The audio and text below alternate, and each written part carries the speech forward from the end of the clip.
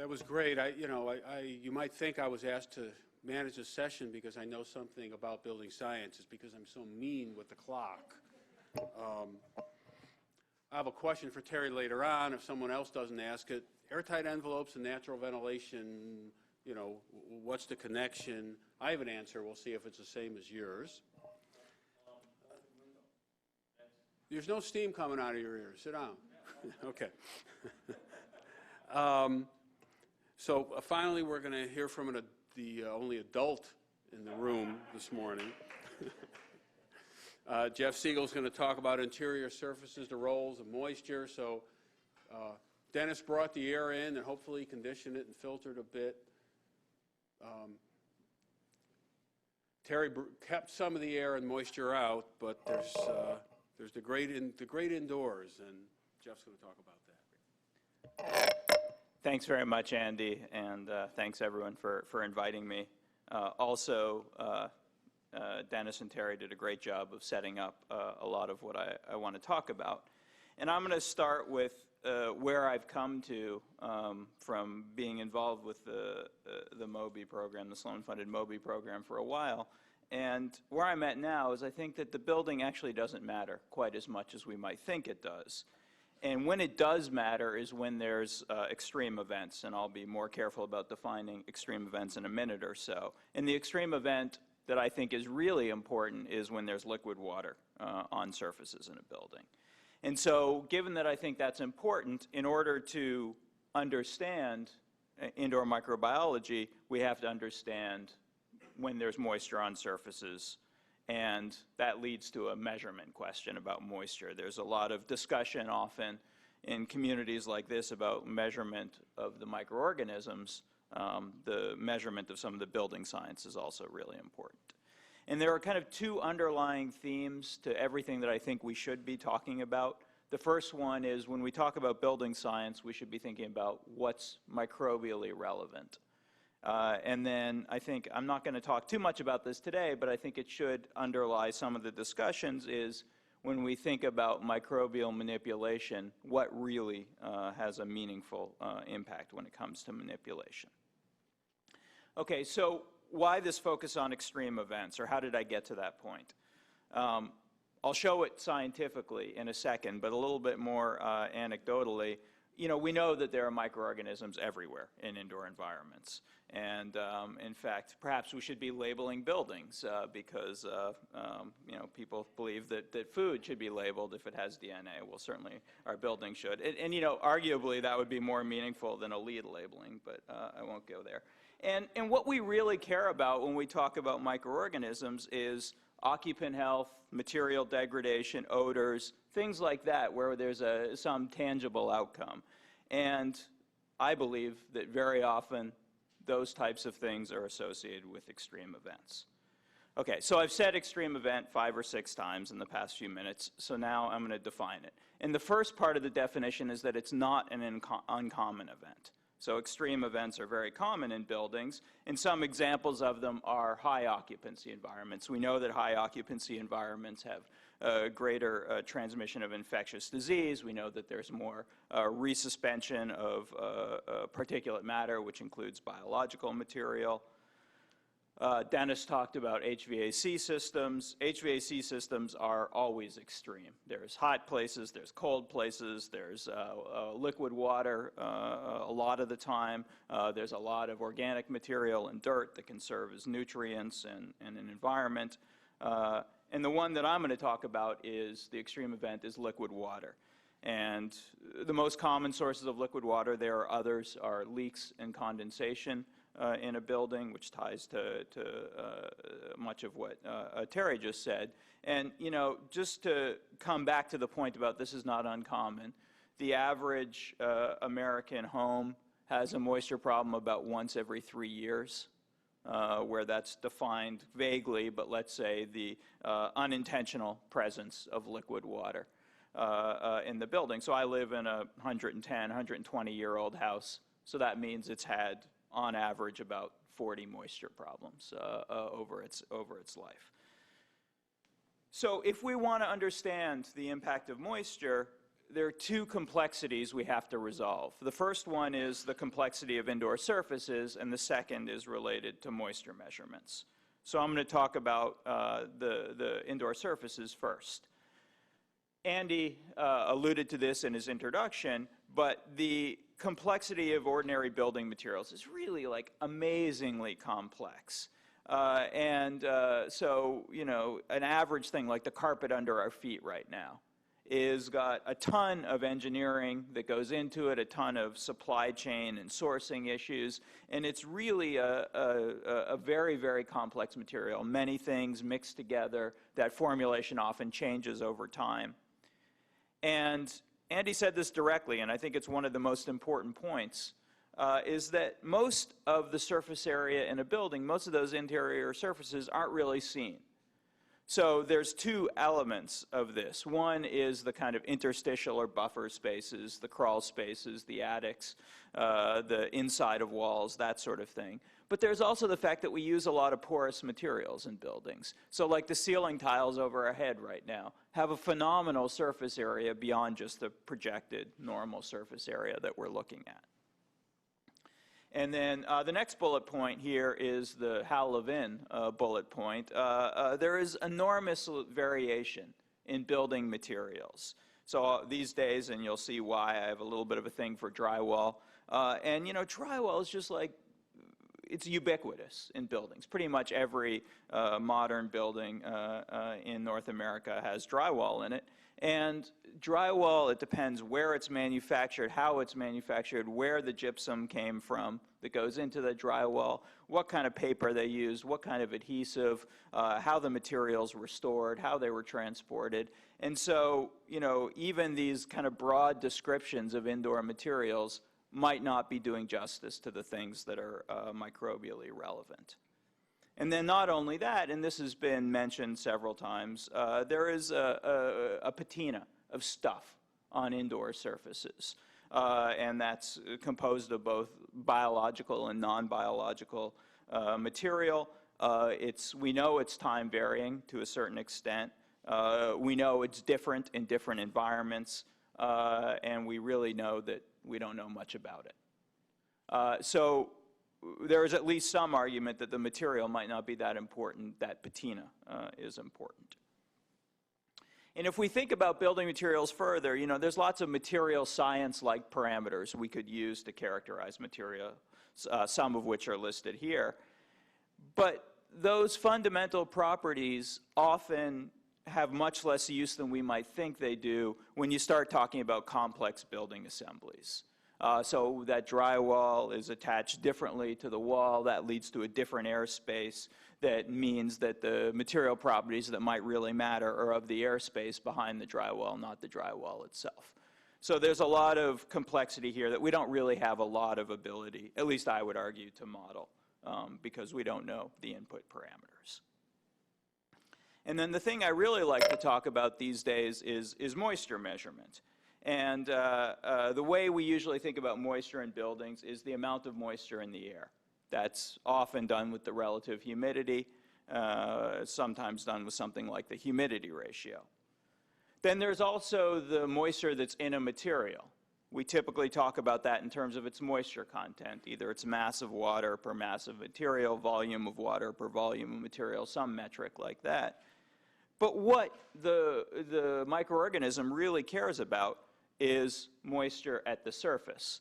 And at least we usually talk about that in terms of water activity, and Terry mentioned this, and I think it's a really important point, that water activity is what we really want to know, but you know, there's been kind of a disservice because we can't actually measure it meaningfully in buildings. And I'll talk more about that. So there are these three kinds of moisture associated with the air, the surface, and the material. They all communicate with each other, of course. We measure them all in different ways, and there's different relevance of those measurements and different challenges, and I'll talk about all those in a second.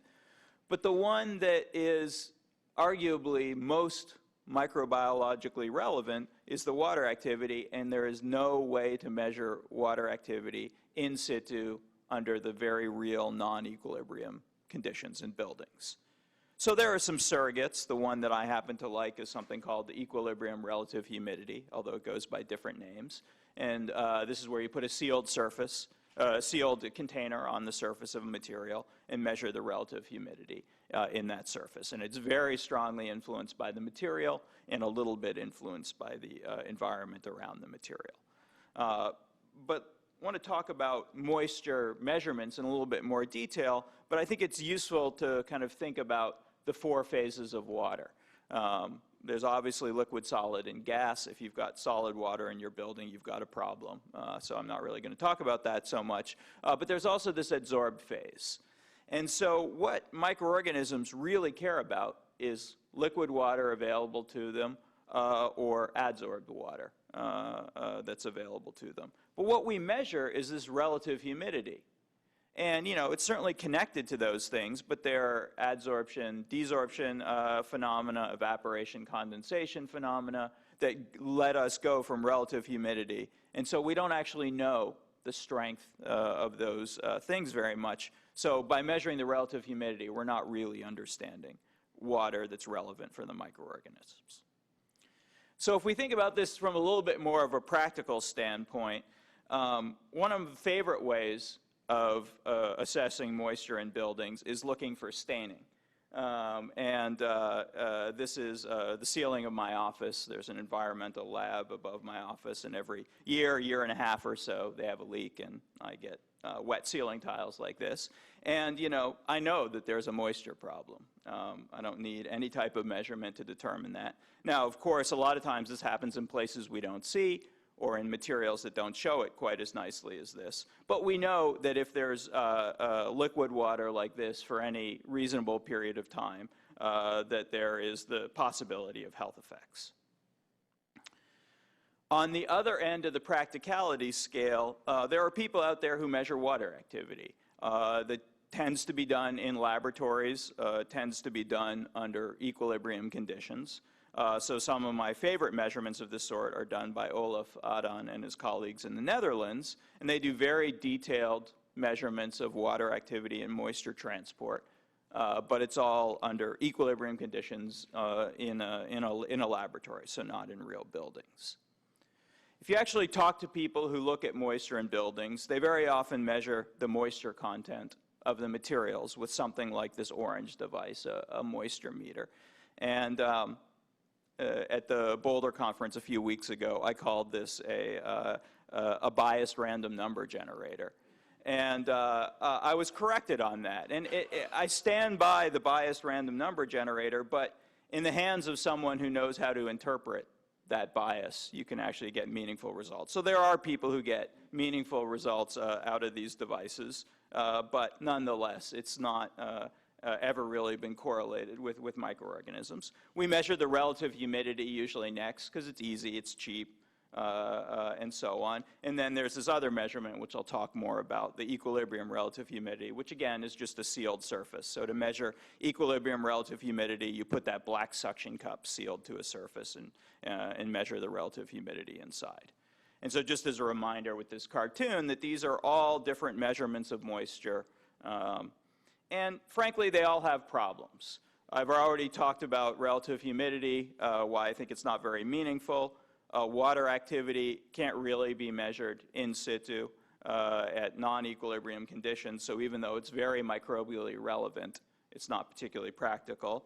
There's the equilibrium relative humidity, and I mentioned I do a lot of these measurements, and I'll show some results from them, but there is a valid criticism that what this device does is isolate the very thing you're trying to measure, the material from the air. And so it is a biased measurement in a different way, although I still like it. And then the moisture content, and we say it a little bit in the paper that's part of your package, but no one, to my knowledge, has ever been able to correspond material moisture content to anything related to microorganisms. So not a particularly relevant measure. On top of all these different measurement approaches, there's a pretty important time issue going on here too. And I'm going to talk about this in two different ways. So the first way is this is some data that I'll show you the offices project in a little bit more detail in a few minutes, but this shows the trace of a summer day of an office in Toronto. The black line is the air relative humidity, and you can see it goes up and down. It's kind of normal summer conditions in Toronto. It's not varying that much if you look at the y-axis scale. And then the colored traces are equilibrium relative humidity on 3 different building materials. And several things are important to point out about this. First of all, the air RH changes and the equilibrium RH changes with a lag. And we've measured that lag using convolution integrals and that sort of thing. And it varies for different building materials, but is typically on the order of an hour to a few hours.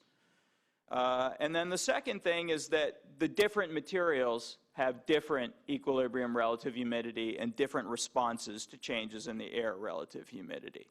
And so this time component is important because if you're measuring one parameter that's changing in time, you might not understand what's relevant to the microorganism. Another concept that's worth mentioning is the time of wetness. So this is a concept, it's a very old concept. I don't actually know where it originated, but I'm familiar with it again from Olaf Aden's work. And if you think about a trace of any moisture parameter, here I'm showing water activity because that's how it's usually applied, over time, the time of wetness is the period of time that that parameter exceeds a threshold. So the width of this box that I just put on the screen here is the time of wetness that that this environment is above the water activity threshold of 0.7. It would be a smaller time that it's above a different threshold, like 0.8. And so why I show this, and again, I'll come back to it, what it means in real environments in a second, is that the amount of time that something is wet matters as well as whether it gets wet or not.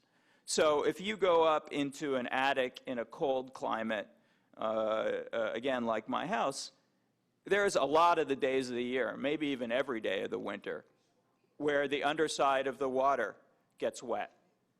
The underside of the roof gets wet. And the mold doesn't grow there. It gets wet, it dries out. And I think that, so there's this issue of not only do we need liquid water, we need liquid water that stays around for long enough to be relevant for microbial growth. So to talk about how I ended up at the place where only extreme events matter, I'm going to talk about the Office Surfaces Project, which is talked about in the Chase article, which is also part of your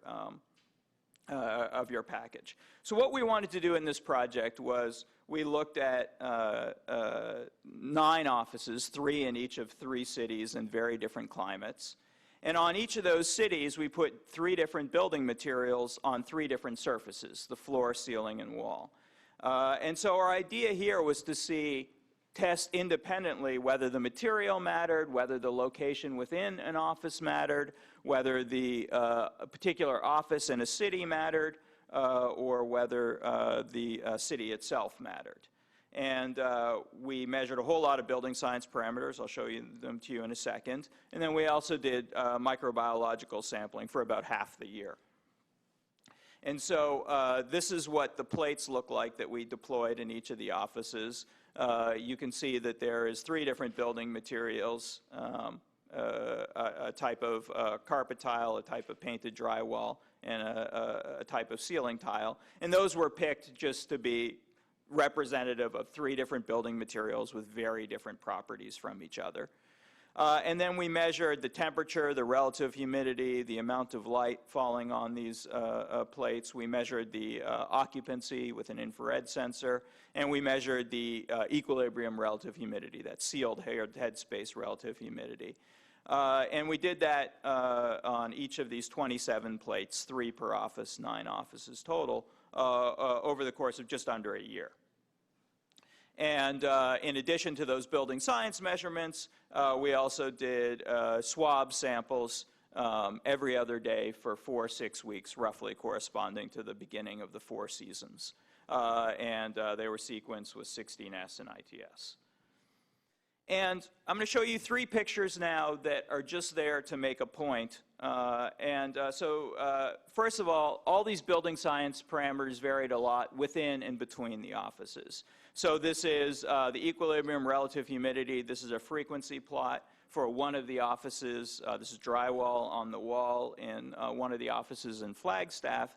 And you can see a very different pattern, particularly for the summer, than for the other seasons. And that peak in summer is a monsoon season they have in the late summer in Flagstaff.